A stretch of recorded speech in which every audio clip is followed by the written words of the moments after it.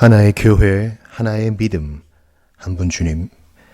기원전 4세기부터, 기원전 4년부터 기원 후 451년. 그어진 경계 50년부터 300년까지.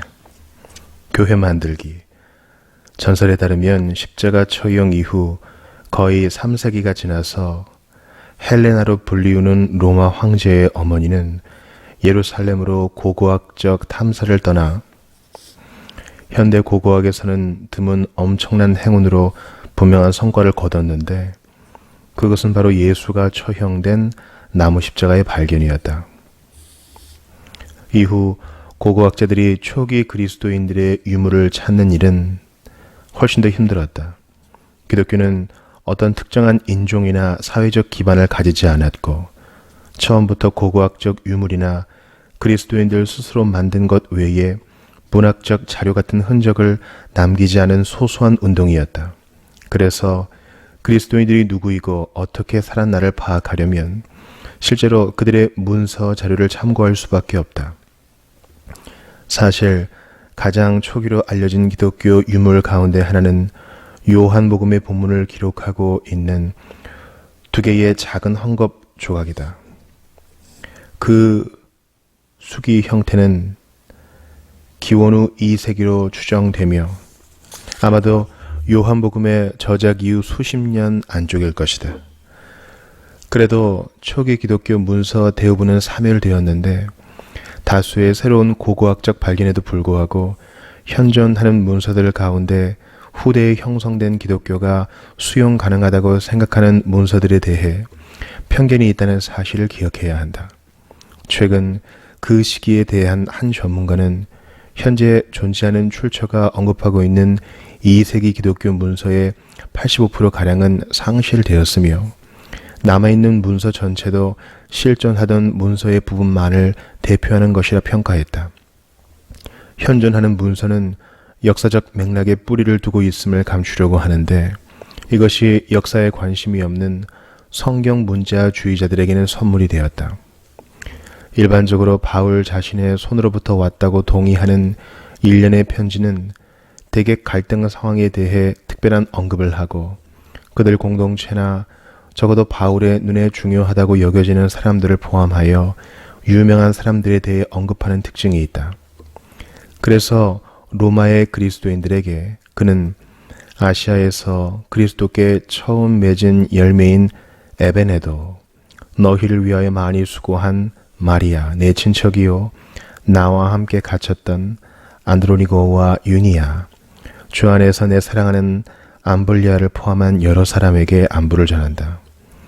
그 편지에서 가장 놀라운 특징은 수신자들의 위치인데, 그 지역은 분주한 그리스 로마 소도시와 로마까지 지중해의 동쪽 절반에 걸치는 상업 중심지다.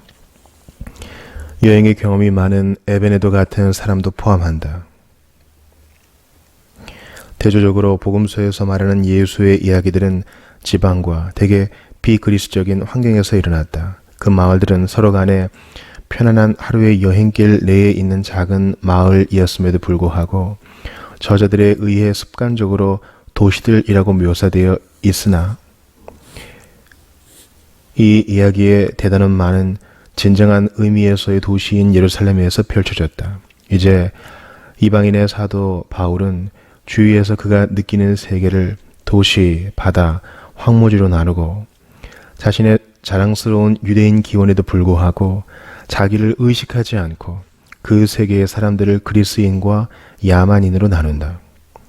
처음에는 난해하게 보이지만 하나의 중요한 특이점은 사실 팔레스타인에서 바울이 예수의 첫 제자들과 분열한다는 것을 강조한다는 점이다. 그의 편지는 개인적인 지식 기반에 관심이 있었는데, 그는 이것에 대해 주 예수로부터 직접 인용한다. 특별히 그는 주님과는 반대의 길을 택한다.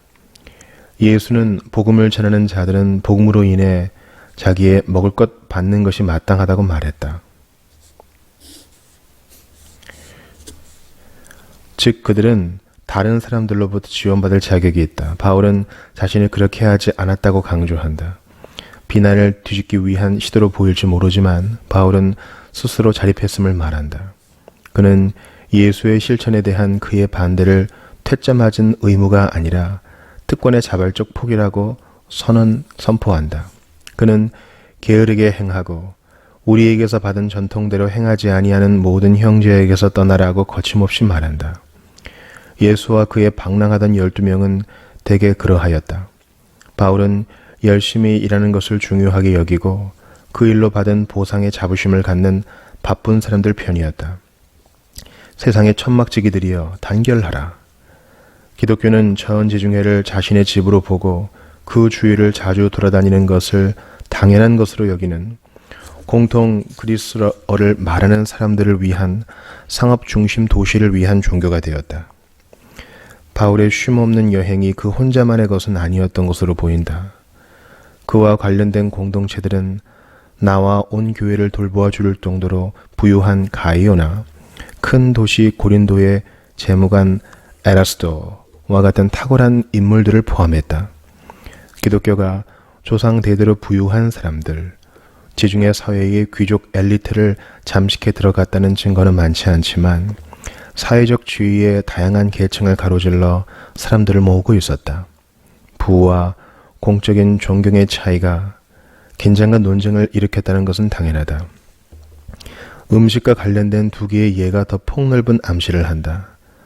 기독교 후대의 중심적인 의식적 식사, 즉 성찬에서의 빵과 포도주를 먹는 것에 대한 가장 초기의 상세한 설명이 고린도인들에게 보내는 바울의 글에서 발견되는데 그 이유는 이 연합 식사가 거기서 문제를 일으켰기 때문이었다. 몇 사람이 분리된 모임에서 먹기 위해 일반 회중으로부터 나뉘었는데 바울은 잘못한 사람들은 부자들이라고 분명히 했다. 그는 모두가 함께 먹어야 한다고 강조했다. 그 긴장은 이미 말한 다른 사항과 함께 놓여 있다고 할 수 있다. 고린도의 회중 가운데는 우상에게 바친 음식을 주는 비기독교 친구들과의 잔치를 걱정하는 사람들이 있었다. 바울이 제안한 타협안은 그러한 그리스도인들로 하여금 도시의 비기독교 엘리트들과의 개인적인 관계를 지속하도록 허용해주는 동시에 시민 제의에 참여하기를 거부하는 덜 부유한 그리스도인들과의 유대 관계도 유지할 수 있게 해주었다. 이것은 미래를 위해 중요한 모범을 제시한다. 즉 기독교는 존재하는 사회적 차이에 대해 되게 급진적인 변화를 만들지 않으려고 한다는 것이다. 그 이유는 바울과 그의 추종자들은 세상이 곧 끝날 것이기 때문에 급진적인 행동으로 세상을 개선할 이유가 없다고 생각했다. 그 태도는 후대의 종말론적인 사고를 가진 사람들 가운데 다시 나타났다. 다른 사람들은 엄밀히 반대의 결론을 끌어냈지만 말이다. 그럼에도 불구하고 바울은 급박한 종말에 대한 예수의 믿음을 공유하면서 그 전망으로부터 현재의 상황에서 각 사람은 부르심을 받은 그 부르심 그대로 지내려 하며 매우 다른 결론을 이끌어낸다. 그는 편지에서 예수에게 많은 의미가 있었고 그토록 많은 현 사회 전통에 대한 도전을 수반했던 세계 역사를 급진적으로 바꾸는 개념인 하나님 나라에 대해 거의 언급하지 않았다. 바울은 예수의 재치 있는 모호성을 물려받지 못하고 각자가 통치하는 권위에 복종해야 함을 강조하는 그 시대를 살아가는 로마 제국 시민이었다. 왜냐하면 권세는 하나님으로부터 나지 않음이 없나니 모든 권세는 다 하나님께서 정하신 바이기 때문이다. 복종하라는 그의 명령은 그리스도인의 권력자들과의 대화 안에서 위대한 미래를 꽃피웠다. 두 가지 음식 문제에 대한 바울의 해결은 하나님 시각의 평등과 인간 시각의 불평등 사이에 미묘한 균형을 이룬다. 그래서 그의 유명한 갈라디아인에 대한 선언에서 교회 내에서의 평등은 영생을 기대하는 영적인 상태에서의 평등으로 남는다. 유대인이나 헬라인이나 종이나 자유인이나 남자나 여자나 다 그리스도 예수 안에서 하나이지만 현재 세계의 일상생활에서는 그렇지 않았다. 확실히 그는 동부지중해의 복잡한 종교적인 상황에서 기독교 성찬과 같은 예식적인 식사를 가지고 있는 종파가 있음을 알고 있어서 성찬을 기념하는 기독교 모임이 그들로 잘못 오인되지 않아야 한다고 생각하게 되었다. 그리하여 주의 잔과 귀신의 잔, 주의 식탁과 귀신의 식탁 사이에 어떤 관련도 없다고 강조한다. 그가 유지하려는 균형은 그리스도인들의 모임을 배타적으로 유지하려는 바람과 더 많은 회심제를 얻기 위해 새로운 종교의 경계를 풀어놓으려는 바람 사이의 긴장을 나타낸다. 이러한 불안정한 저류는 교회가 모든 사회와 동일시하려는 시기를 통해 남아있고 기독교 의식에서 결코 다 사라지지 않았다. 세속적 지위에 대한 바울의 인정은 1750년 이후 해방을 이루어 세계적으로 특히 서구 기독교 내에서 갈등을 일으킨 두 그룹, 즉 노예와 여성에게는 특별한 의미가 있었다. 로마 감옥에서 빌레몬이라는 동료 그리스도인에게 보낸 바울의 짧은 편지는 의심할 바 없이 바울의 작품이다. 왜냐하면 교리에 대한 유용한 논의는 없지만 이 사도에 대한 정기적인 정보를 포함하고 있기 때문이다. 이 편지는 빌레몬의 노예인 오네시모의 미래에 초점을 맞추고 있다. 그는 당시 바울의 감옥 생활을 뒷바라지하고 있는데 그 편지는 바울이 오네시모의 도움을 계속 반기며 감사해야 한다는 것을 분명하게 암시하고 있다. 그는 해방되어야 한다는 암시는 없고 이제 그가 빌레몬에게 노예 이상일 수 있다는 암시가 있다. 그리고 확실히 오네시모에게 자신의 소망에 관해 상의하고 있음이 분명하다. 빌레몬서는 노예제를 정당화하는 기독교의 기본 문서이다. 결국 노예제는 고대 사회에서는 필수 불가결한 제도였다. 그 편지에 대한 전승에는 이유는 모르지만 오네시모가 빌레몬의 돈을 훔쳤고 주인으로부터 도망쳐서 바울을 만났다고 전한다. 이것은 본문에는 근거가 없고 아마도 편지의 특별한 내용을 이해시키기 위한 의혹에서 생긴 것 같다. 이후 많은 현대 학자들에게 도전을 받지 않는 전승이 남아있다는 것은 주목할 만하다. 바울 다음 세대의 기독교 저자는 예수의 제자 베드로와는 동명이인으로 추측되는데 그는 신약 성경에 포함된 서신 가운데 하나가 된 작은 글을 썼다. 여기서 그는 가정 노예에게 그들의 고난을 그리스도의 부당한 고난과 비교하여 그리스도처럼 부당함을 감당하라고 말한다. 그것은 기독교인 노예 소유자가 다른 사람들보다 나을 것이라는 저자의 기대에 대해 별말을 하고 있지 않으면서 모든 인간 제도에 복종하라는 강한 명령에 따라 나온다. 2세기 초의 교회의 지도력이 감독이라는 이름의 개인들에게 집중되기 시작할 때 안디옥의 감독 이그나티우스는 그의 동료 스미르나의 감독 폴리캅에게 보낸 편지에서 노예는 기독교 공동체 회원이라는 것으로 이득을 취해서는 안 되며 더 나은 노예로서, 즉 이제는 하나님의 영광을 위해 살아야 한다고 말했다. 그의 의견은 교회의 돈으로 노예가 자유를 얻도록 돕는 것은 부적당하다는 것이었다. 4세기까지 밀라노의 감독 암브로시우스나 히포의 감독 아우구스티누스 같은 기독교 저술가들은 그들 앞에 비기독교 철학자들이 했던 것보다 노예제에 대한 논의에서 강경한 변호를 폈다. 인생에서 지위가 낮을수록 덕은 더 고양된다는 것이 암브로시우스의 약간은 번지르르한 견해였다. 기독교의 도래가 노예의 지위에 대해서는 이렇다 할 변화를 가져오지 못했지만 여성들에 관해서는 기독교 초기에 새로운 지위와 역할을 부여했다가 시간이 흐름에 따라 점점 전통적인 모습, 다시 말해 남성의 권위에 복종하는 방향으로 회귀하고 말았다. 복음서 이야기는 예수운동에서 여성을 돋보이게 하는데 이는 고대 사회에서 이례적인 일이었다.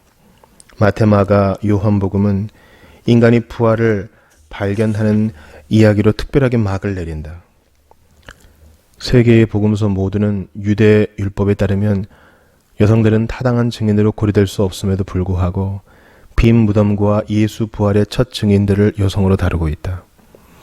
가장 두드러진 여인의 이름은 세 복음서 모두에서 맨 앞에 등장하는데 바로 막달라 마리아, 갈릴리 막달라 출신이다.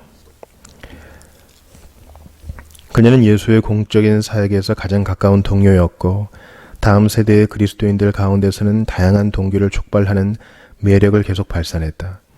과욕적인 현대의 몇몇 주석가들과 이류 소설가들은 그녀를 타당한 고대의 증거도 없이 예수의 아내의 지위로 격상시키기까지 한다. 막달라 마리아의 부활 경험에 대한 복음서에서의 3번에 걸친 확인은 그녀에 대한 계속되는 관심이 많았음을 설명하지만 그녀가 또한 교회의 권위구조가 남자들의 손에 배타적으로 구체화되는 것에 대한 저항의 상징이 되었다는 것이 명백하다. 여성 신학자들은 자연스럽게 이 사실에 큰 흥미를 느꼈지만 성경 외에 어떤 문헌들에서는 막달라 마리아의 지위가 다른 남자들을 반대하는 어떤 남자들에 의해서 지지되는 것으로 반복적으로 나타난다는 사실을 지적할 필요가 있을 것이다. 신약성경 이외의 여러 모방 복음 가운데 그 내용과 1세기 후반으로 추정되는 시기가 사복음서와 가장 닮은 도마복음은 막달라 마리아와 사도 베드로 사이의 갈등을 묘사하고 있는데 거기서 예수는 그녀의 편을 들어 베드로를 책망하고 있다. 막달라 마리아와 베드로 사이의 논쟁에 대한 주제는 다른 곳에서도 나타난다. 예를 들어 마리아의 복음은 약 2세기경의 영지주의 문서인데 비영지주의 그리스도인들과 꽤 차분한 대화를 시도하는 것을 보여준다. 여기서 예수의 제자 레위는 베드로에게 주님께서 그녀를 가치 있게 여기셨는데 그렇다면 그녀를 반대하는 당신은 누구인가? 확실히 주님은 그녀를 매우 잘 아신다. 그것이 주님이 우리보다 그녀를 더 사랑하신 이유이다 라고 외친다. 바울은 여인들의 지위에 대해 분명히 일관적이지 않다. 그의 7개의 친서에는 다양한 여인들의 이름이 공무를 수행한 사람으로 나온다. 로마 교회에 보내는 인사에서 그가 언급한 여러 사람들 가운데 갱그레아의 집사 인베베, 동역자 브리스가, 그리고 주님의 사역자 두루베나와 두루보사 등이 동일한 문장의 남자들에게 적용된 설명과 함께 있다. 아주 놀랍게도 남성 이름을 가진 다른 사도와 나란히 여성 사도인 유니아가 묘사되어 있다. 그래서 유니아의 이름이 로마의 후대 독자들에 의해 너무도 끔찍하게 변칙되어 수기사본에서 자주 남성 형태로 변화되거나 혹은 부당하게 남자 이름으로 간주되었으리라 생각된다. 4세기의 위대한 설교자 콘스탄티노플의 감독 요한 크리스토스톰을 위시한 초기 성경 주석가들은 훌륭하게도 유니아의 여성성을 인정할 준비가 되었으나 13세기 로마의 가일의 저서에서 갑자기 상황이 변했으니 20세기에 와서 다시 정정되었다. 마찬가지로 역사가들은 베베의 지위를 여집사로 보려고 하였다. 그러나 이것은 세례의식에서 옷을 제대로 못 갖춰 입은 여성 세례 후보자들을 돌보는 것과 같이 여성에게 할당된 역할에만 제한되었던 3, 4세기의 여집사라는 관점으로 거슬러 읽은 것으로 보인다. 1, 2세기 그리스도인들은 남성과 여성 집사 사이의 구분이나 교회 생활에서의 역할에 그와 같은 차이가 없었을 것이다. 그러므로 바울은 여성들이 기독교 공동체에서 권위 있는 위치에서 수행한 역할에 관한 증거를 제공하면서도 부활의 증인 목록에는 어떤 여인의 이름도 포함하지 않았기에 세계의 복음서와 심각하게 대조된다. 그는 또한 고린도전서에서 하나님이 그리스도의 머리이며 그리스도는 남자의 머리요 남편은 아내의 머리라는 위계의 구도를 강조하는데 이는 그가 모든 사람에 대한 기독교의 평등을 선포한 것과 아주 대조된다. 이것은 혼란스러운 논쟁으로 유명한 구문으로 우리를 이끈다. 그는 여성이 예언할 때는 머리를 가리라고 말하는 반면 고린도의 동일한 공동체에게 여성이 예배 때 어떤 말도 하지 못하게 한다. 이것이 고정된 입장이 아니었기에 그 다음 세대는 그것을 명확하게 해야 했다. 바울을 존경하는 자들은 그리스도인들의 관계에서 그의 위계적 시각과 기독교 공동체에 대한 비그리스도인들의 감시에 대한 그의 의식에 점차 강조점을 두기로 결정했다. 그리스도의 임박한 재림에 대한 희망이 1세기 말에 사라지기 시작하고 그리스도인들이 비신자들의 세상 가운데서 세대를 넘어 지속될 수 있는 구조를 창조해야만 하는 것을 깨닫기 시작하면서 이것은 아마도 당연한 것이었다. 변화는 연이은 서신에서 눈에 띄었는데 그것들은 바울의 이름을 사용하고는 있지만 독특한 단어와 그의 저서의 구문을 기계적으로 강하게 재사용하고 있는 것으로 보아 그것은 그의 영향과 가르침에 대한 주석이나 헌사로 생각될 수 있다. 현재 골로새와 에베소에 보낸 편지 두 개는 매우 관련이 깊다. 에베소서는 골로새서와 바울의 편지들에서 가져온 단어들과 구문들의 조합이라 할 수 있는데 어느 정도인가 하면 바울의 메시지에 대한 열정적인 요약이라고 불릴 정도다. 바울의 가까운 동료인 디모데와 디도에게 보내는 것으로 되어 있는 다른 세 편의 서신은 바울 전통의 교회 공동체에 보내도록 하여 목회 서신으로 공동 편집된 회람 편지 같다. 이 문서들에서 놀라운 것은 바울 서신에서 너무도 분명했던 종말이 임박하였다는 생각이 눈에서 사라진 것이다. 에베소서의 저자는 이 땅에서의 오랜 시간을 의미하는 오는 여러 세대에 대해 이야기할 준비가 되어 있다. 이 변화는 이 문서들 가운데 한 곳에서 알아챌 수 있는 정도이지만 베드로 전서에서도 발견된다. 그런데 이것도 에베소서로부터 많은 단서를 끌어온 것으로 16세기의 마틴 루터가 가정규칙서라고 부르게 될 인간 가정사에 관한 규칙들이었다.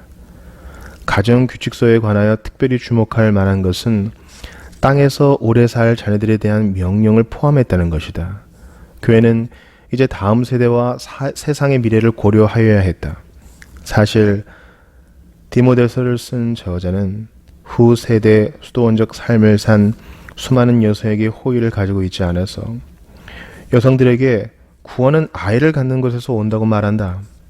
이러한 목록은 당시의 일반적인 헬레니즘적 지혜를 반복하는 것이지만 남편과 아내의 관계를 그리스도와 교회의 관계와 같다는 바울의 주장을 주석한 것이다.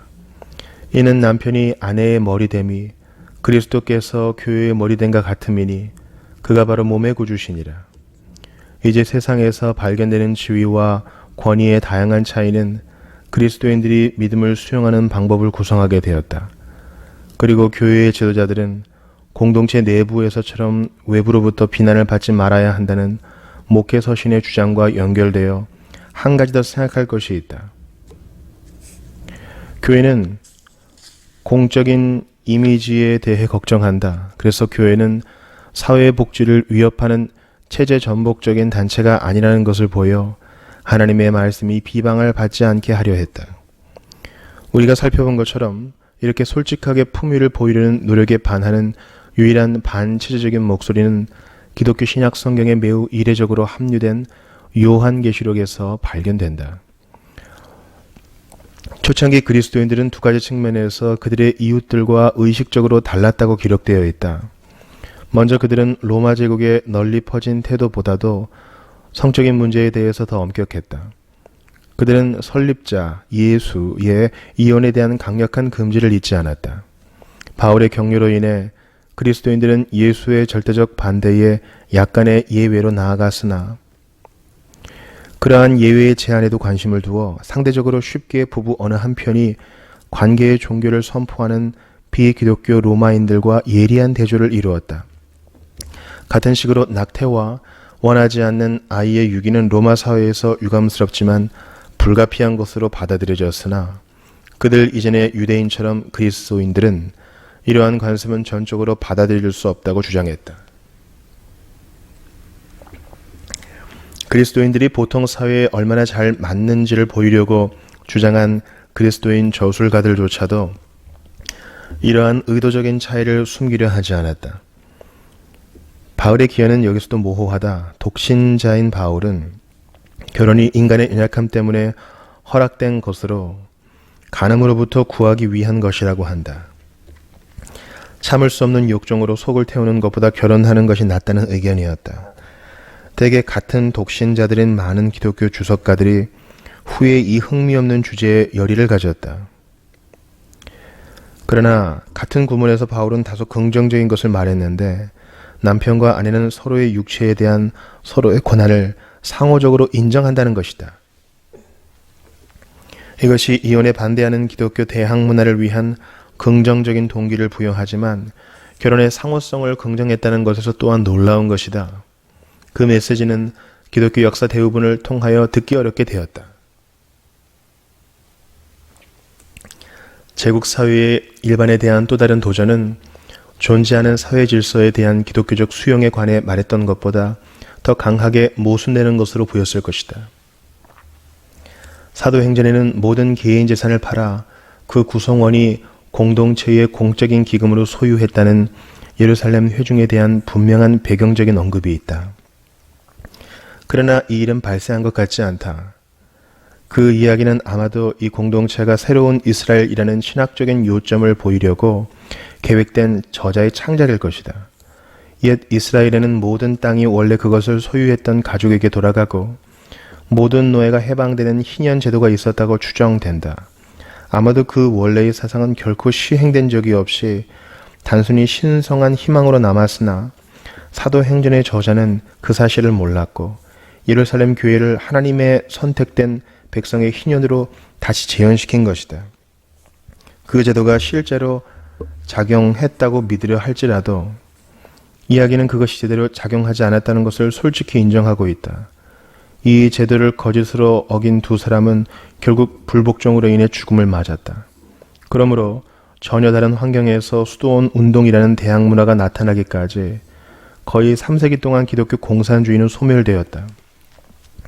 신약 성경 전반에서 우리는 한 측면만을 듣는다는 것을 항상 기억해야 한다.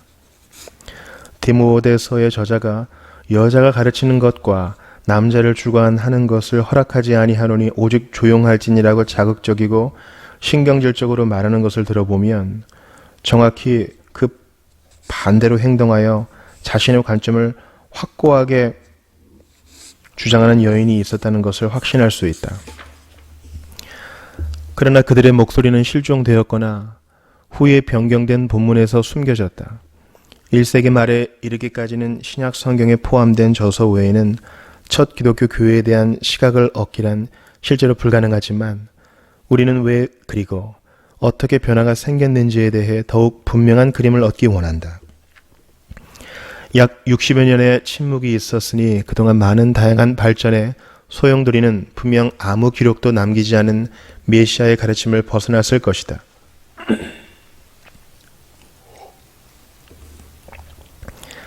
현재 기독교 신약 성경에 포함된 가장 후대의 저서들과 동시대의 것으로 추정할 수 있는 몇 개의 기독교 문서는 바울을 알고 있던 교회와 우선순위의 문제에서 다른 견해를 가졌던 공동체를 조금 보여준다. 예를 들어 교회 생활과 조직에 관한 이른 초기의 책 디다케는 1세기에서 2세기로 바뀔 때쯤 저자가 지도하는 공동체에서 시행되던 예배에 관해 많은 것을 말한다. 그것은 다른 초기 기독교 예식에서 수용되었던 것보다는 앞선 유대인 기도문이나 후기 유대교 예식에서 발견되는 형태와도 가깝다. 게으름을 싫어했던 바울이지만 그는 우리가 속죄함을 얻기 위해 일해야 한다는 디다케의 주장에는 화가 났을 것이다. 바울 공동체에서조차 그리스도인들이 자신들의 신앙을 말하는 방식이 변하고 발전했음을 알 수 있다. 게다가 이 새로운 종교의 미래에는 모든 가능성과 함께 불확실성도 있었는데 어떤 하나의 주류가 등장할지 말지에 대해서는 확실히 말할 수 없었다. 우리는 이미 예루살렘 파괴 사건이 어떻게 하나의 가능한 미래의 종말에 대한 시작이 될 수 있는지를 살폈다. 그리스도인들이 팔레스타인 너머로 확장되면서 특별히 그리스 로마 세계 내에서 유대교와 매우 다른 문화들과 만났다. 많은 회심자가 품위 있는 그리스 교육을 받은 사람들이었을 것이다. 그들은 그리스 철학자들의 사상에 대한 참고서들로 그들이 배운 것을 자연스럽게 이해할 수 있었다. 유대인들이 어떻게 인간 예수가 또한 하나님일 수 있는지를 이해하는 것은 매우 어려웠다. 그러나 신의 속성을 이해하기 위해 플라톤의 저서를 읽는 사람들인 그리스인들에게는 더 어려웠다. 어떻게 유대인 목수의 아들로 사형틀에서 고통의 울부짖음 속에 죽은 자가 변화와 욕정이 없으며 완전하기에 실체의 분할을 필요로 하지 않은 신일 수 있을까?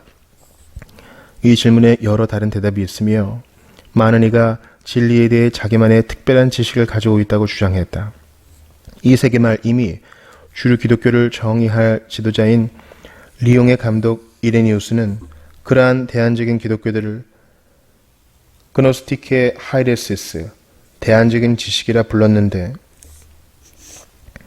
그 추종자들을 그노스티코이라 불렀다. 17세기 캠브리지의 학자인 헨리 무어는 이것을 영어 단어 영지주의로 바꾸었다.